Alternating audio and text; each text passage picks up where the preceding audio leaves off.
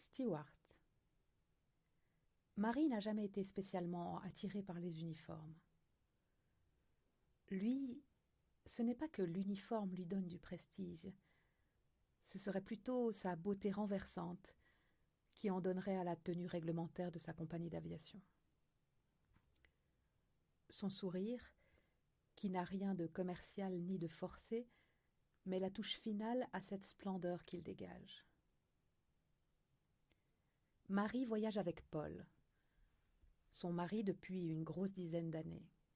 Ils se sont connus jeunes et n'ont pas encore d'enfants. Ils forment ce qu'on a coutume d'appeler un couple sans histoire. Ils reviennent, sereins et bronzés, d'une belle quinzaine de vacances à Madagascar. Dans quelque partie du monde que ce soit, leurs relations sont d'une stabilité à toute épreuve. Dans un petit coin de leur tête, il y a cette idée que peut-être Marie revient enceinte de ces 2 semaines de congé. Elle n'est pas d'un naturel séducteur. Paul n'est pas d'un naturel jaloux. Ils vivent un amour solide, sans réelle passion assurément, mais les épanouissant tous deux. Leurs amis envient ce couple aux disputes rarissimes. Leur intérieur est soigné et d'un bon goût extrême. Ils exercent des professions qu'ils aiment et dans lesquelles ils se sentent bien, ont une vie sociale et culturelle satisfaisante, de bons rapports avec leurs familles respectives. Sportifs et soucieux de mode, ils sont pleins de charme, mais n'en abusent pas.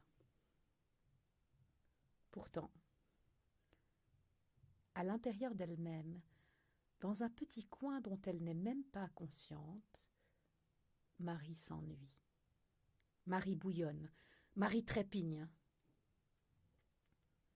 Quand elle entre dans cet avion qui les ramène alors chez eux, à leur quotidien, elle ne se doute pas que cette minuscule portion d'elle va d'un seul coup l'envahir. Paul passe le premier, tirant derrière lui leur petite valise de cabine, remplie de ces quelques souvenirs faisant trace du beau séjour qu'ils viennent de vivre. Marie le suit, munie de leur magazine de mots croisés pour le vol. Le personnel de bord accueille les passagers à l'entrée de la cabine, en compagnie du capitaine, visible pour l'occasion. Il y a là 2 hôtesses, mignonnes mais somme toute assez fades.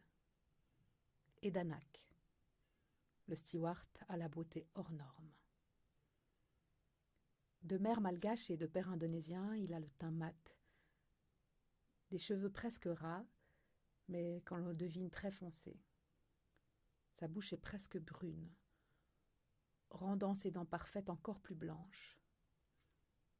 Ses épaules sont solides, sans excès.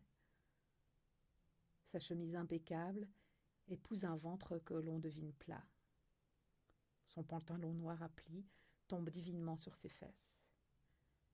Ses grandes mains, aux ongles rose clair, ont des gestes gracieux. Sa voix grave semble dérouler un tapis moelleux, sous la mélodie d'une pointe d'accent charmant. À l'instar de ses collègues, il salue cordialement les voyageurs entrant dans l'appareil. Quand Marie pénètre dans le cockpit, il y a entre eux comme une décharge d'énergie invisible, mais d'une force renversante.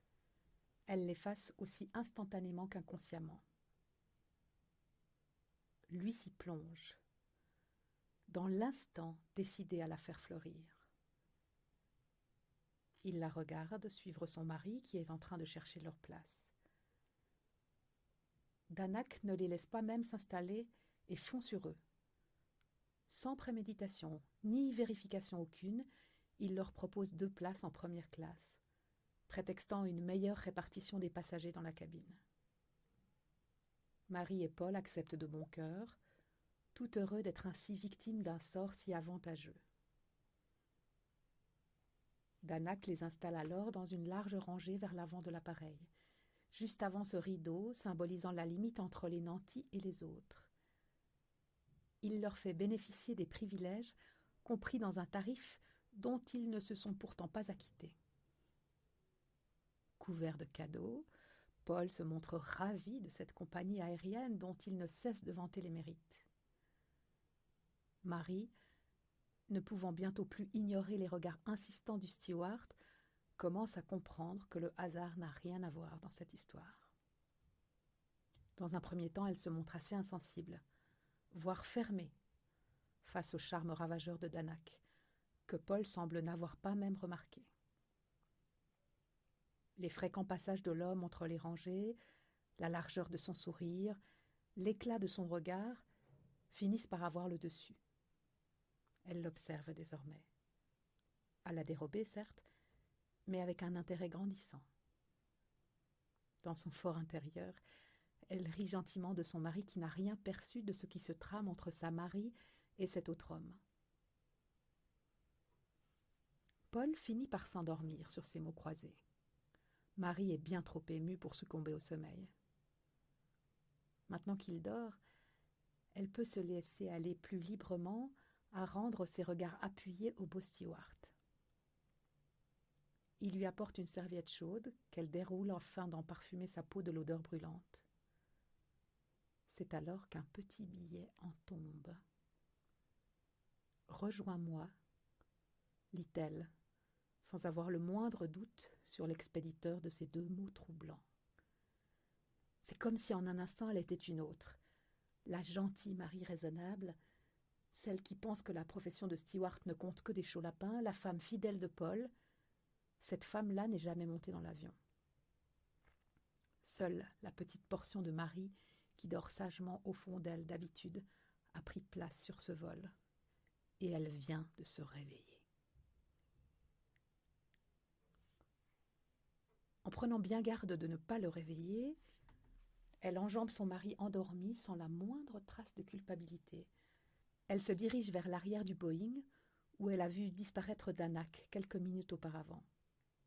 Il la saisit par le poignet, les soustrayant lestement tous les deux au regard du monde, et la pousse avec douceur mais persuasion dans un minuscule local réservé au personnel de bord.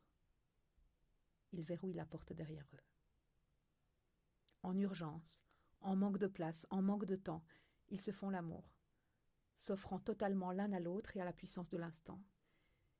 Ils le font comme une première fois, comme une dernière fois, avec l'intensité grave de ces moments que l'on sait uniques, avec cette folie douce que nourrit l'interdit. Les quelques dernières secondes que durent ces instants volés sont consacrés à faire revenir leur respiration à la normale, à éponger leur front suant d'un orgasme ravageur, à faire disparaître de leurs vêtements les stigmates de la jouissance rare qu'ils viennent de partager. Marie repart à sa place, Danak à son travail. Dans l'avion, pas plus que dans leur vie, rien n'a changé. Pourtant, ils ont l'intime et délectable conviction de n'être plus tout à fait les mêmes.